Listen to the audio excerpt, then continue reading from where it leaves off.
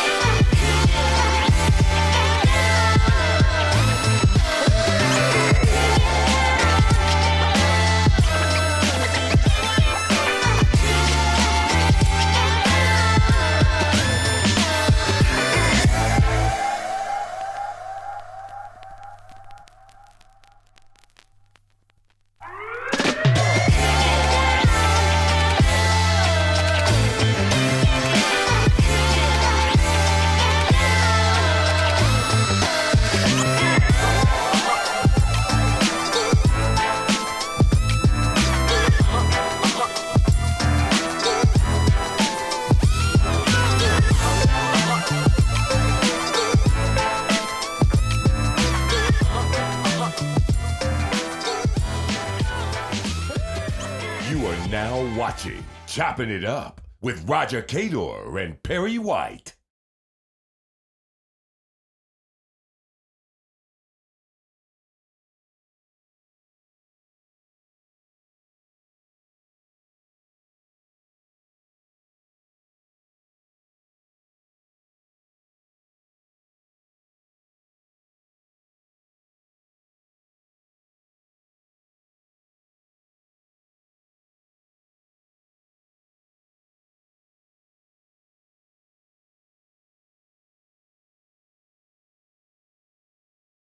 All right, we're back for another episode of Chopping It Up with Coach Roger, Cador, and Perry White. Of course, I'm Perry White. He's the man, the myth, the legend, the Hall of Famer, Coach Roger, Cador. And Coach, before I jump into it today, man, I like this jacket.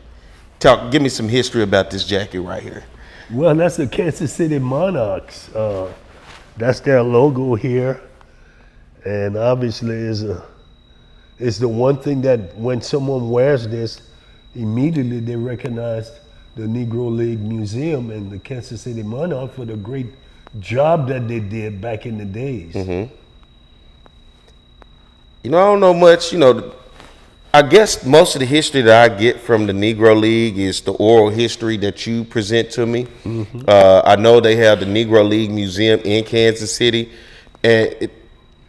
and I have to be ashamed of myself because as much as I go to Kansas City, I've never been to the Negro League Museum. Next time I go, that's going to have to be on my bucket list or something I got to check out. I have to go check out the museum. And look for Bob Kendrick and tell him I sent you. I sent you. Bob Kendrick is the director of the Negro League Museum, and he knows so much. When you talk about a walking encyclopedia, that's Bob Kendrick. Yeah, I heard him not too long ago. Well, we had him on the show. Yeah, and he was on an interview and he was talking about Satchel Paige, and he was talking about he had 12 different pitches, and he was going through the names of the different pitches that Satchel Paige had, and it was pretty interesting. But it was funny just to hear the stories behind the name of the pitches that he had too. Well, back in the days, they came up with pitches and they had to do it on the run, so to speak.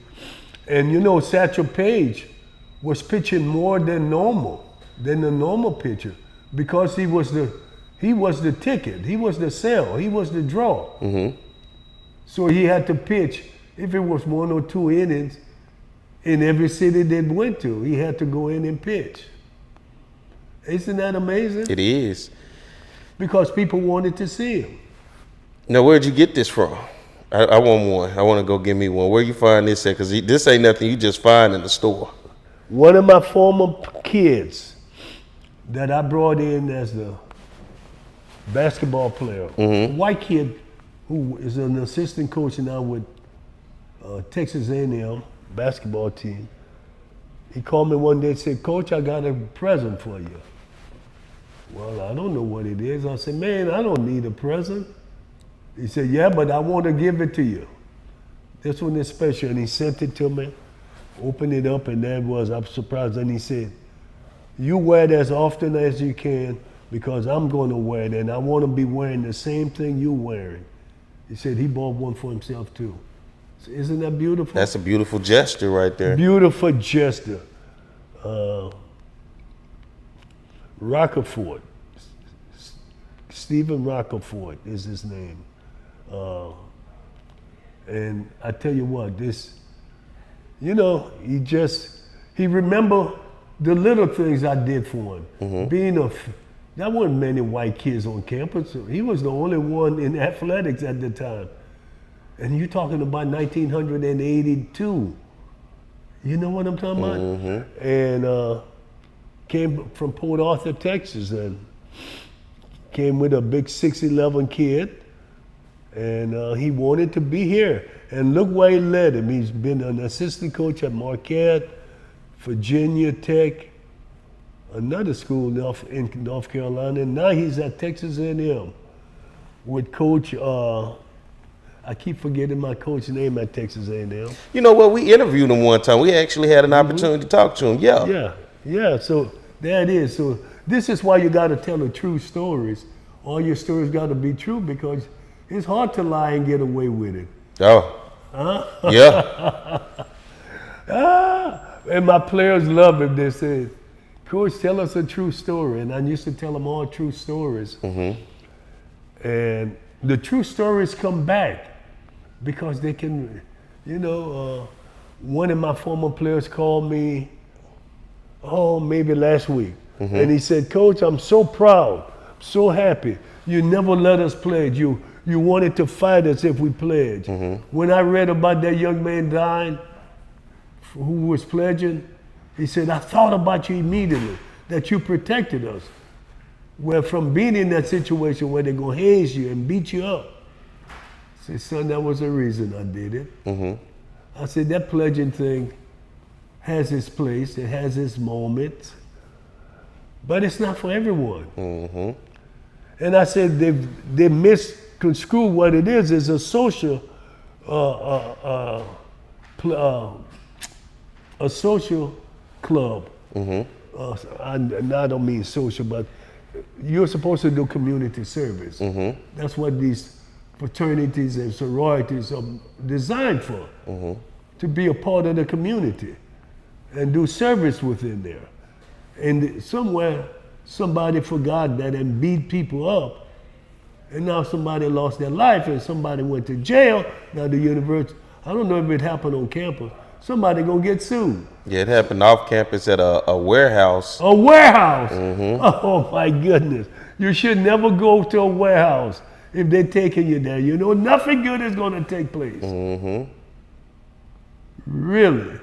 And you're talking about not telling a lie and telling the truth. Unfortunately, in that situation, that's what really brought it to a head, that it was almost in a situation where it was being covered up, and it almost was covered up until questions got to being asked. And the initial story was when he was dropped off at the hospital that he had been hit in the chest by playing basketball at a Breck Park. Oh my. But the next story came out and said, you know what, they never was at a Breck Park, that he had been hit in his chest due to hazing, taking blows to the chest. And so the fact is that when you had a lie that was told and then it came out that this was a lie and nothing of it was true, that was the part I think that totally hurt the community. We were hurt already because this young man lost his life, but the fact that there was a cover up to conspire the truth, that was like the icing on the top. It was just, how low could a person go to try to cover that up and then willing to go to their grave with that lie? Yeah, that's really, I knew something had taken place that was not normal. You got me? In those situations, you got a bunch of, I don't want to say ignorant, but immature young people saying they beat me up, I'm gonna beat him up. That's all it was. I'm gonna get back, get somebody. You got me? You got somebody. Somebody went to jail. How many people got arrested? So far 2, and they're looking for a third, but that's the investigation is still ongoing because since that lie was told, we're just now starting to unravel more and more to the story. And I think the more the story unravels in front of us, I think you'll start to see more and more arrests. Because from what we're hearing right now, there were 10 people in the room and 9 pledgees, so a total of 19 people. It's a lot of people. Everybody is not going to stay quiet. Somebody said, I'm not going to jail, man. Yeah. Somebody's going to say, I'm not taking a hit for a murder, which is what it is. And unfortunately, when Caleb Wilson got hit in his chest and he collapsed and started having the seizures, that was what was in the report. No one in there called 911. Even worse. So if you're in where wrongdoing take place, you're part of wrongdoing. No one called 911. The immaturity of the people. That fraternity ought to be banned, never to put foot back on this campus or nobody else ever to pledge. You can't bring their life back, but you can sure eliminate this happening again. You know what I'm saying? That's for sure. Let me ask you this, because hazing has become a fabric of a lot of different areas, including in the sports world. You hear about it on the professional level of hazing the rookies. You hear it about a lot of times on the collegiate level about hazing the freshmen. how does that work, or do you know of that happening in the athletic world? Maybe not to the extent of killing, but just the idea of hazing, because hazing comes in many different forms and fashion. Let me tell you something. In 1970, Prairie View A&M campus, in the barracks, they tried to haze me. I was a freshman. And those guys had been out drinking, and they came in there 1, 2 o'clock in the morning. You're the freshman! Get them out! That's what they was hollering. And boy, them guys got up, and I sort of stayed in the bed, and they all lined up, and guys punching them, bam, bam. And I went against the wall and grabbed the bat. And one of them said, "You got a tough ass freshman, look at him. He got a bat." I said, come on. I said, let's see what's gonna happen now. I guess you know what happened. They backed down. I was the only one that didn't get hit, I got against that wall, my back against that wall, I got a bat, and I said, come on, y'all bring it. Wasn't no one brave enough then. So I could say, all of my freshman teammates got hazed, except me. And I'm probably one of the few guys in the history of this foolishness who stood up. I wasn't afraid of them beating me. They had me outnumbered. Come on, man. They had me 15-1, okay? But what I found out about people, they're nothing but cowards if they got to find a situation in the dark when they're drunk and they're gonna have to come in and try to beat innocent people up. I was not gonna let that happen to me. I got against that wall. It had been raining. It was wet inside that old barrack. It had a hole in the roof. But I stood my ground, and I'm proud of it. I backed them down and told them, come on on. Bring it on. I was a 170-pound skinny freshman. I had no chance, but I knew something about cowards. They don't like to be challenged. Just like the bullies on campus. If you ever want to get a reputation, go grab the damn bully. Because they're the cowardest people there is. That's why they're bullies. They typically pick on who they feel is the weakest link. That's right. So you go get them. He's weak. I'm telling you, I've dealt with this kind of stuff before. It wasn't my first rodeo, And I set things in motion where I told my players, if anybody try to haze y'all, let me know. Their history. I said, we're going to end this kind of foolishness. Don't let no one hit on you. That's deep. You're probably one of the few coaches I've ever heard, be honest and real about it, especially that culture does exist. And we talking even back in the 70s, this was existing right here within the baseball program. So you can imagine how far else that it went, because, you hear the stories all the time. And so after that, did it continue? Was a coach notified, or you kind of like went on about your way with it? Well, I don't know when you say, was a coach notified in baseball or another sport? I'm talking about in terms of your situation. Well, if all I gave him the highway, the paved roadway to come and see me if someone was trying to haze him. Come and see me. We'll take care of him. I'm saying even as you being the player, and that situation happened, how did you handle that situation after that night? With dealing with my teammates? Yeah, when they tried to get you that night in that barrack. I told you what I did. I grabbed the bat and put my back against the wall and told them, come on, bro, come on. And so you never had another issue? Never had another issue. The cowards never tried anything else. Yeah. And I feel sorry for the freshmen that allowed them to beat them up, and the guys laughing at them. You know what I'm saying? They were laughing at them, man. And they say they're your teammates.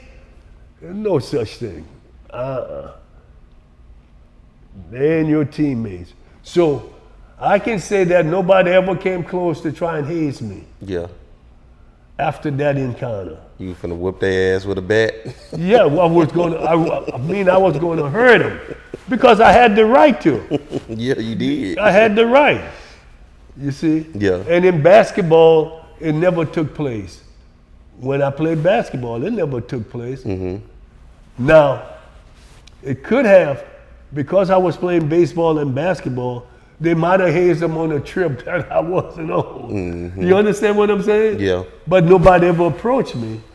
Or maybe the word got out, that brother's crazy, man, don't hit him. I'm not going to say what they might have said. I said, brother, man. The word they used. Say, yeah, man, don't deal with that guy. You stood up for yourself, though. And for many, they don't, because the will to want to be accepted and to want to be a part, and a lot of times they allow it to happen. And unfortunately, when you allow things to happen, sometimes things can go too far. Yes. And the limit can be crossed. And unfortunately, in this situation, it was crossed, and the young man lost his life. See, that's the thing, to want to be accepted. I didn't give a damn about being accepted if I had to go through that. I didn't need them guys. Plus, I was a loner anyway. You got me? So it was no big deal if I was accepted. I was going to be quite well being what I am. So, you know, and it worked out quite well. Quite well, you know. I wasn't going to hang with them guys who were beating on them guys. They were upperclassmen. They, you know, they were drinking. And, you know, I wasn't drinking. You know what I'm saying? So, no, I wasn't going to be like that. But you're correct when you said that people want to be accepted. They want to be a part of something.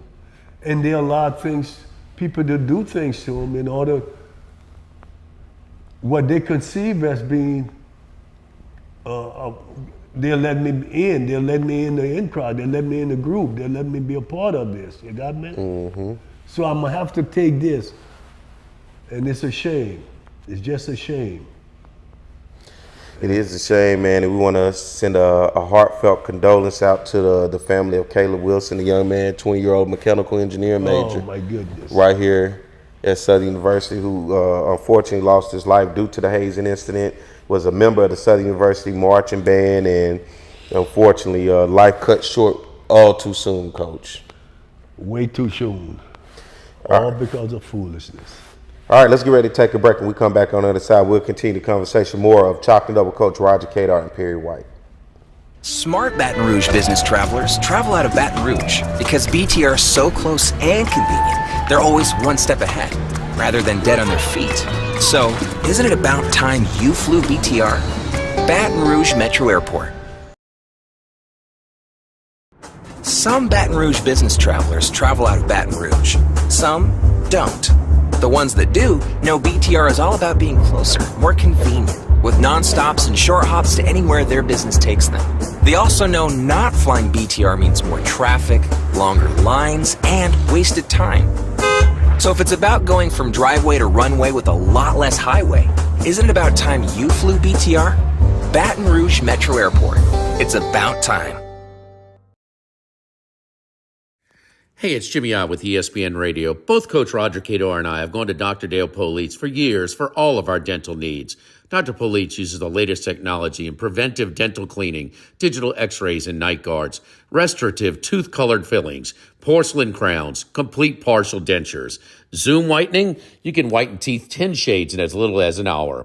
Dental emergencies for infections, broken tooth, or restoration when things just go wrong. Most insurance is accepted. Dr. Dale Polites and Dr. Larry Oob, available Monday through Thursday, 7:30 a.m. to 5 p.m., 926-6899, and PolitesDentistry.com.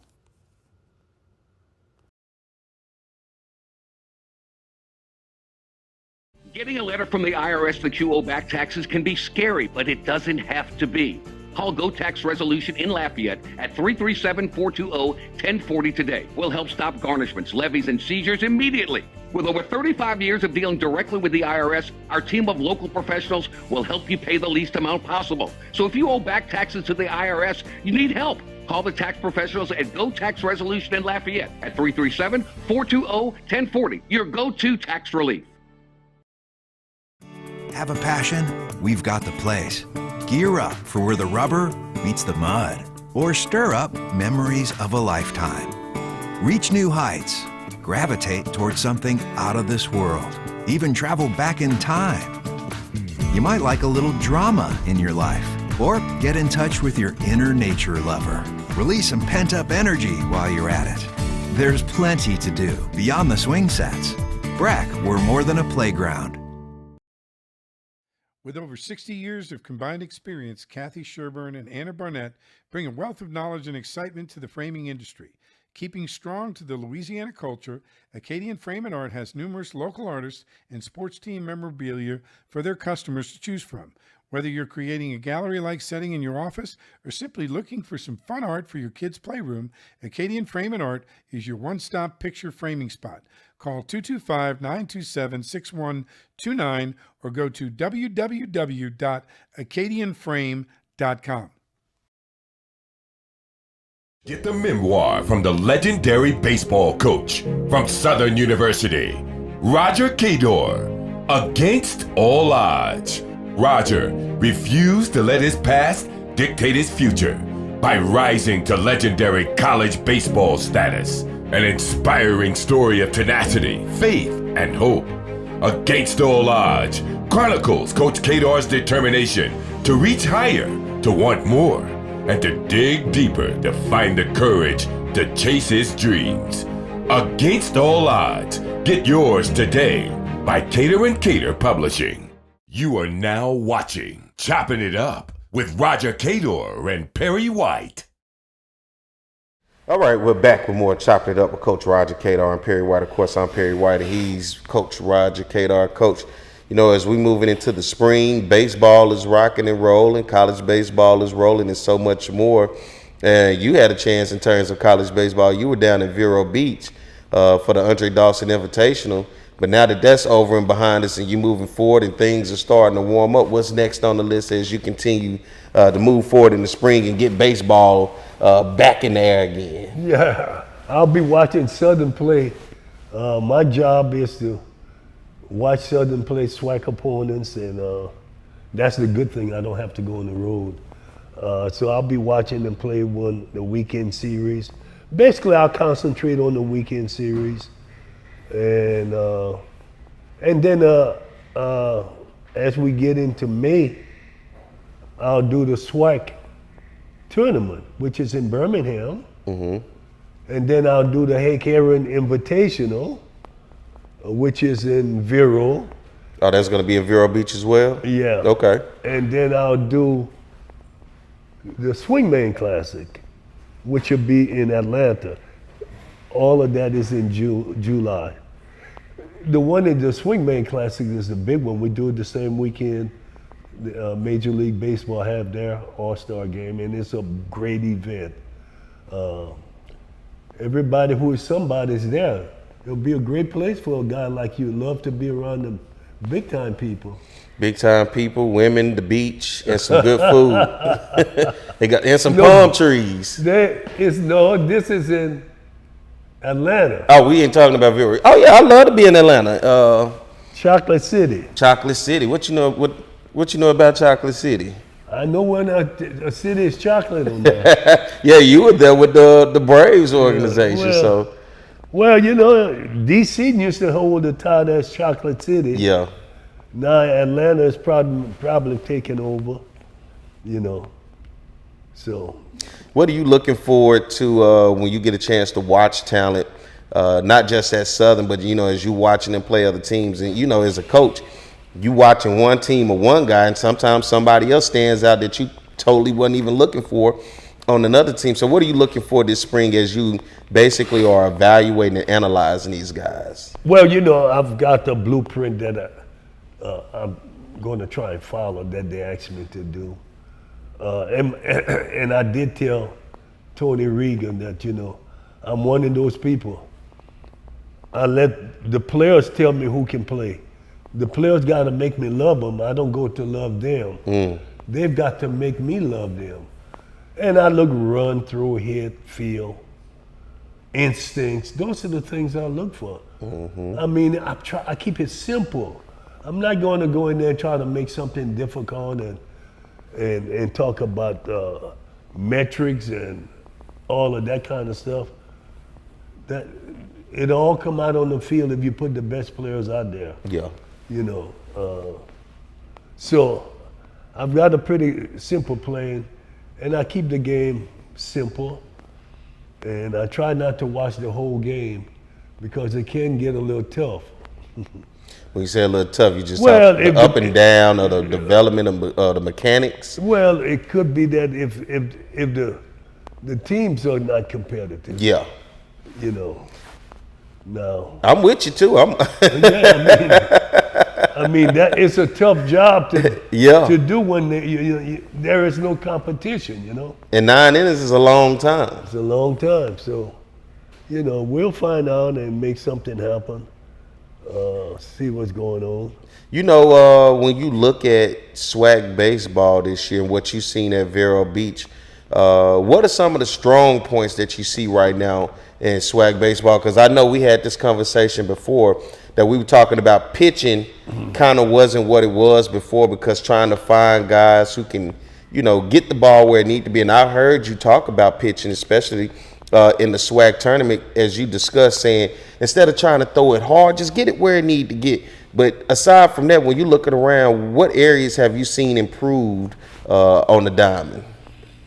Well, defensively, I've seen a marked improvement there. You know, pitching is what it is. The pitching is, let's be realistic, can't sugarcoat it. The quality of pitching doesn't exist much outside of the Power 5 conferences. So what you try to do is, and the major league teams are having problem finding pitching. So we're not putting the SWAC down. So what you do, you find, and I tell people all the time, find the guy who's throwing 81 to 85, if you can find that guy. And then you work with him to throw strikes, move the ball around, change speed off of that 85. If you throw 85, throw 80 for a changeup, or 78. You got me? That's what I used to do. I used to get guys 81, 82 and make pitches out of them. But that was also a process where we built arm strength by having them do a long toss. Every day we would have them do long toss in the fall and not even worry about pitching. You got me? We tell them, wait, man, we building arm strength here. Don't worry about pitching. We'll do that as we go down the road. You got me? And so that's how we develop a lot of our pitchers. Because I knew I wasn't going to go find that guy throwing 88, 89 and get him to come here. So we had to find that guy throwing 84, 85 and get him up there. And you know what? He's a fresher guy, hadn't been told the wrong thing, how to pitch. You got me? And I convinced him. You can get people out throwing fastball. I used to convince them. And I used to go talk with them and say, look, we're taking batting practice. Look how many pitchers right there they can't hit, they don't do anything with. And they know what's coming and they're not throwing hard. See, coaches don't do that. They don't go sit down and tell them watch batting practice. You're right about that. I mean, you so right about that, man. It's a simple thing. I'm telling you. I made coaching easy, simple. Something that a kid could learn, a child could learn from. You got me? I didn't try to get sophisticated. I never wanted to be sophisticated and make people believe that I'm better than sliced bread. You know, I always had brothers out there who knew more than me, like but that didn't worry me.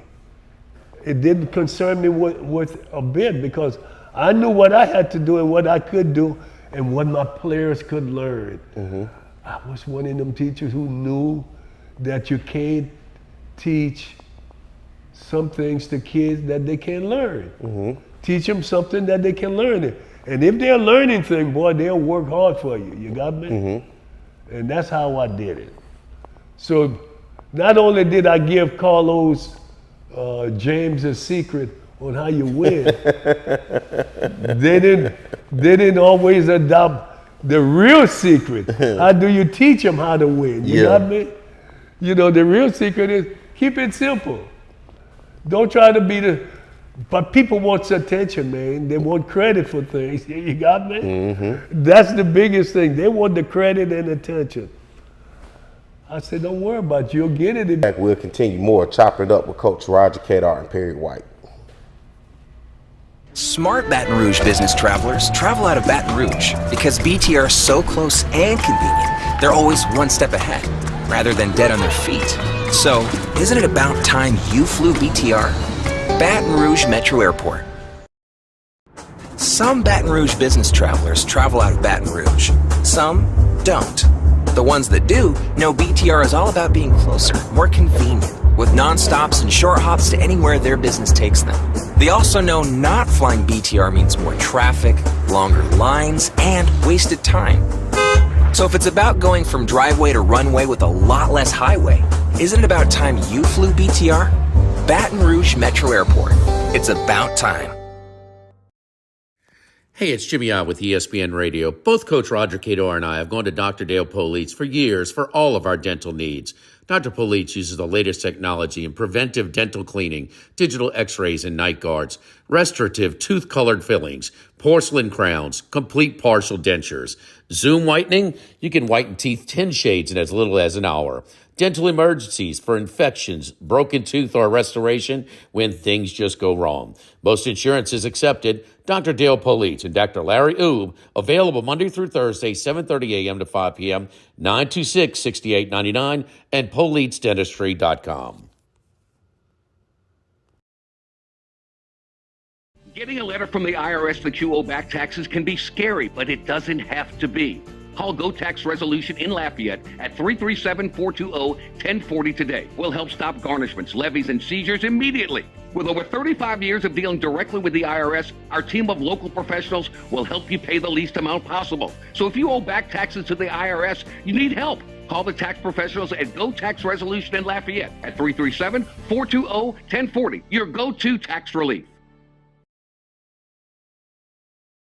Have a passion? We've got the place.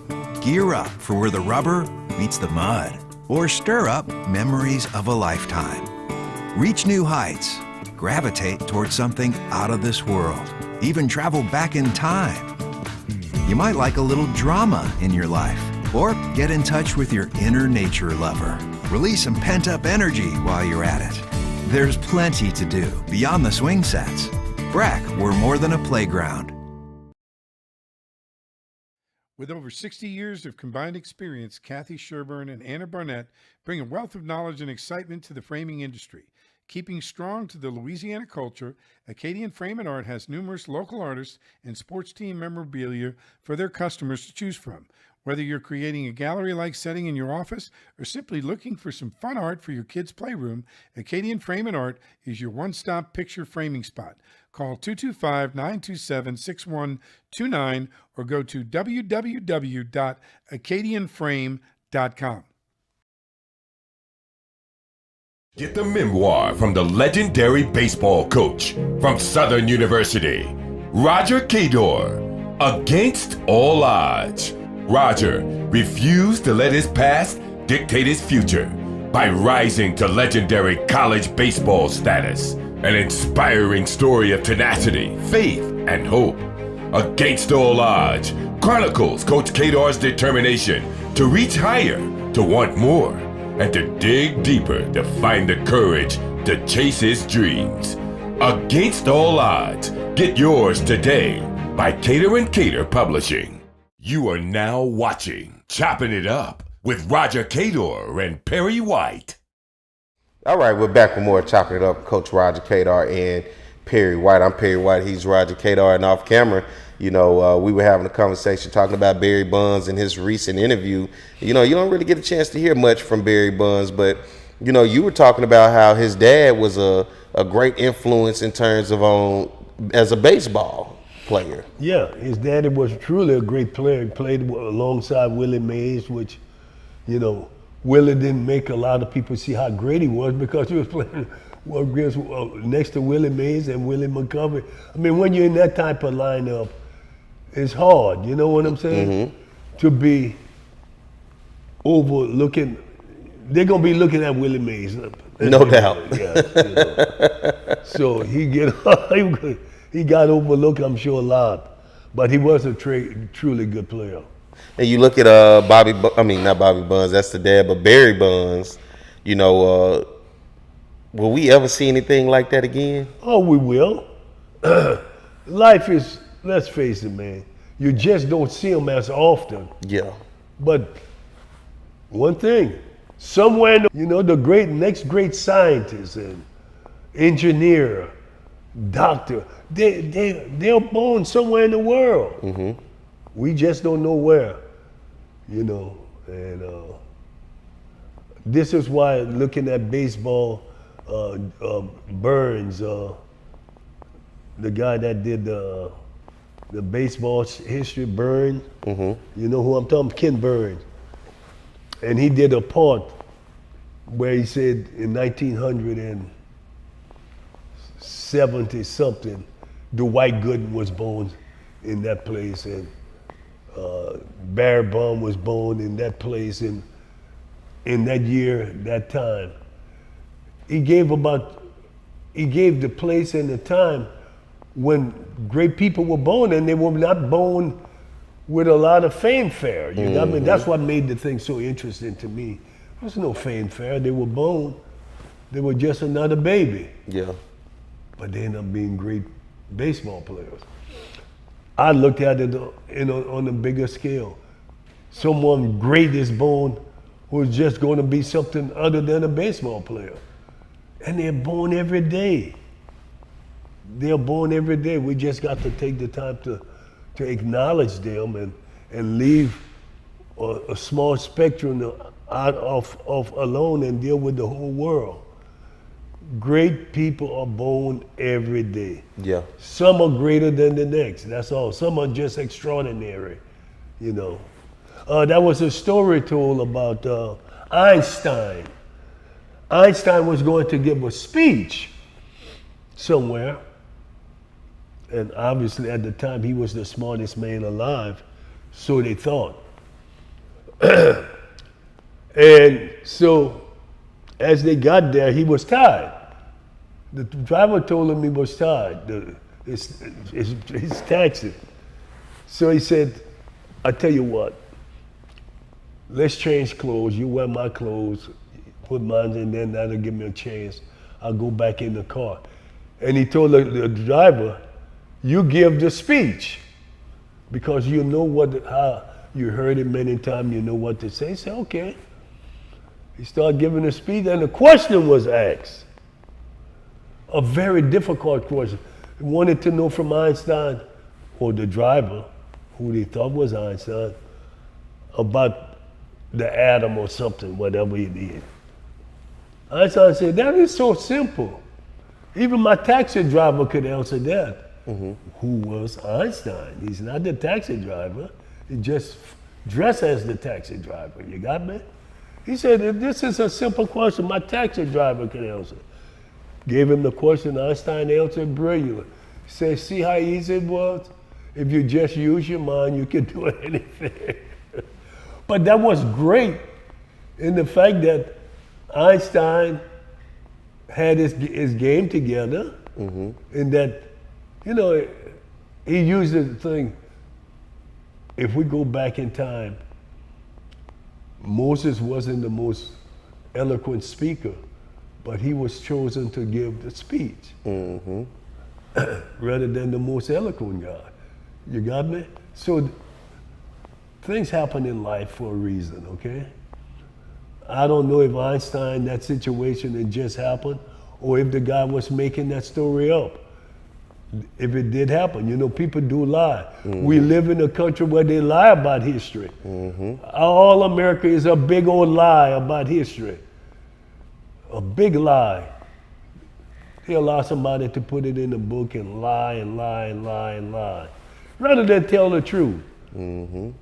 You know, why wouldn't they tell the truth about how they massacred the Indians and took advantage of the African American people?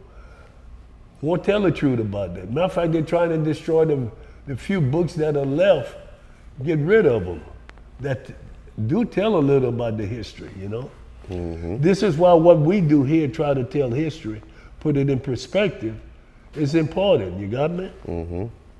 Because we don't have the history here. It's not written. We got you. We're recording it. You're going to tell us our history. We just go record it and play it back now. That's what we got you for. Oh, my goodness. Man, you are the historian. You got the idea of how things go and what happens. And, you know, for that, I appreciate you because I learned so much being able to have an opportunity to sit down with you and be able to present topics to you and have an understanding from a different perspective. And that's always good to get different perspectives. And not only to get that different perspective, but then to get some understanding. Because you have wisdom, and I can listen and I can learn from the wisdom that you bestow upon me, and you put it out there for the masses to see. Well, the other thing is that I'm not afraid to scratch or penetrate areas that people have been protecting for selfish reasons, rather than tell the whole truth. They hold back. You know what I'm saying? I will penetrate that zone and tell a little more than most people. Listen, I'm in a position now. They can't fire me, and they won't hire me. I'm down the road. You know what I'm saying? Yeah. And I think it's important that people know more than what just people feel they should know. Give it all to them. Throw it all out there. You got me? Give it all to them so they can make a decision based upon correct information. There's so much they won't talk about. It's sort of like we talk about the kids who hazed the kid, and the kid is there. There are some of the people still won't talk. It's 19 people were in that room. Some of them still hadn't talked yet. You got me? So this is the kind of thing. I'm not talking about giving information about hazing. But there are some things about history, some things that took place here that should be told and haven't been told because people don't want them to know that certain guys or certain people didn't measure up. Yeah. They didn't measure up and they're protecting that. That's all I'm talking about. Well, before we get ready to get out of here, Coach, you got any last things for the people out there? Just keep listening in. We'll keep bringing it to you. We're going to give it to you the way it should be given to you. Yeah. So you can pass it along and to the young people and let them know. It's a lot of history here that's it's beneficial for people out there to know about. You don't want to know about, you don't want to eat a half-cooked egg. Maybe you like them, huh? You like They call them. it sunny side up. I gotta have mine cooked. The sunny side up won't do it. Hey, listen, we'll be back with you next week. We enjoyed. We look forward every week to talk with you all and have some fun. Yeah. And for everybody that's out there watching, be sure if you're on our YouTube channel, but if you're not, go head over to our YouTube channel. Hit that subscribe button right there underneath the video and then be able to follow and like Coach Roger Cador's Facebook page as we're live on Facebook as well as on YouTube. And in the coming weeks, we're going to be, we'll be bringing in some bigger names, the Dusty Bakers and the Harold Reynolds, and we'll be bringing some people, Andre Dawson, Ken Griffin Jr. We hope to bring them all, get them on and talk with you. Let them talk to you all and have some fun, okay? And I'm looking forward to it. So as always, be sure once again, hit that subscribe button, hit that like and follow button, get that notification every time we go live and you get a chance to see Coach and I as we do this each and every week. And Coach, you know, as always, as we get out of here, what you pause for? Well, you didn't tell me to get out of here. Peace, everybody. Get the memoir from the legendary baseball coach from I was Southern like, we get ready to University, get out of here. Roger With the- Cador, Against All